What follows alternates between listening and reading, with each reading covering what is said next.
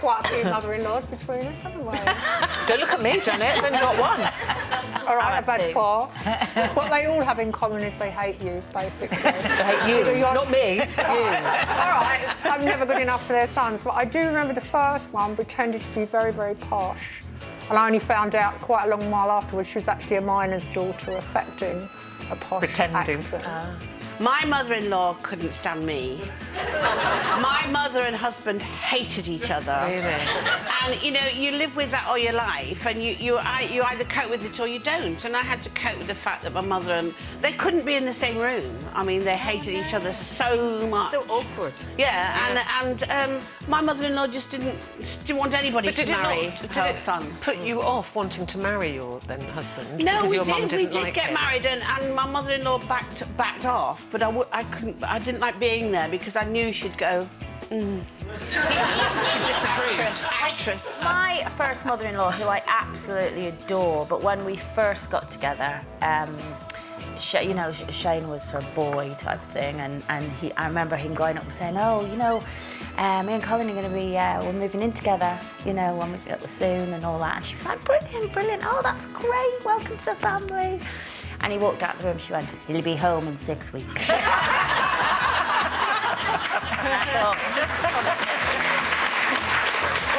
then when she found out we were getting married again, it was all marvellous, marvellous, marvellous. And then when he walked out again, she went, "You know, he'll never be completely yours." I did have a near miss. Right. Because I had an ex years ago, this was, and his mother was the mother-in-law from hell.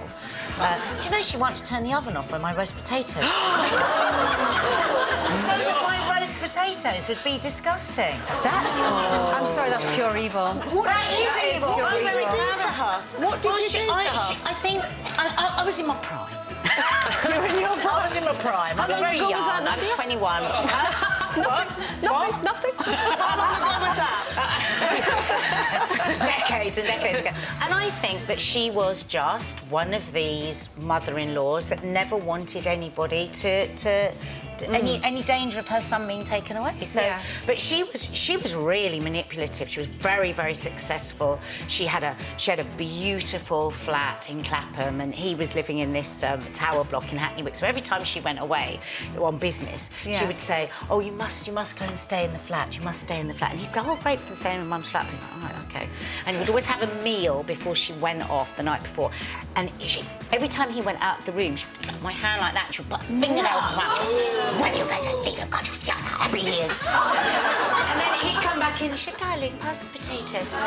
But she always Pass the potatoes, they're a bit raw. Yeah, that would have been gorgeous if you'd kept your mucky pups off them. But anyway, I always smiled through it. But she always used to say, "You must sleep in my room." Well, that's I'd be creepy. like, That's weird. But she had one of those big mahogany headboards. Is this when the confession comes? Confessing it's another confession. Sorry. But the reason I know why she did this, because people say, "Well, that's a bit weird. Did she want you to have sex in her bed?" But I think she used to make us go in her bed so that we wouldn't have sex, so we'd be thinking of her. No, but you could... Did you do it after? I just used to do it in the sitting room. I only learned this story the other day because when the first day he met my mum, we went for lunch at my mum's house, and he was coming from one place and I was coming from another, and I arrived a bit late.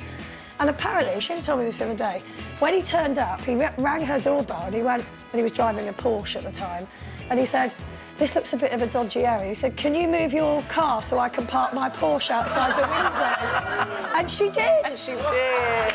And she told me the other day, I went, "I can't believe." I said to you, I can't believe And she didn't tell you that for years and We years. nearly had a row about it, like 19 years later. Outrageous. So what was her first impression of him then? Because if that it was a me... bit of a... Yeah, I would. I think with having sons now, and a daughter, if they brought a partner home and they said that, I think... But then, of course, 19 years later, she broke her hip just before our family holiday. He stayed back to look after her. Yeah, exactly. Lovely. The second one... Oh, God. The second one really, really didn't like me, and then after she died, we got divorced, but I stayed very, very good friends with that husband, and I'm still good friends with him. But when his mother died, I went to her memorial service, and in the tribute, someone stood up and said, Tony was the love of Catherine's life, and there was only one blot on the horizon the day he married Janet Streetcroft. Rude. That's heartbreaking. That's rude.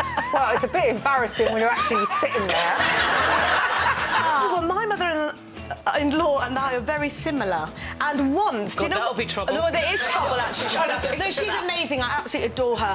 And I think Steve married me because I remind him of his mother, but that's a different story. It's so weird. We know where we're going with this. But do you know one year what he did? He actually bought, because I've got young kids, so he buys a Mother's Day present on their behalf. Sure, yeah. He brought me and my mother-in-law the same present. Do you think that's weird? Somebody said no. You see, some people... I thought...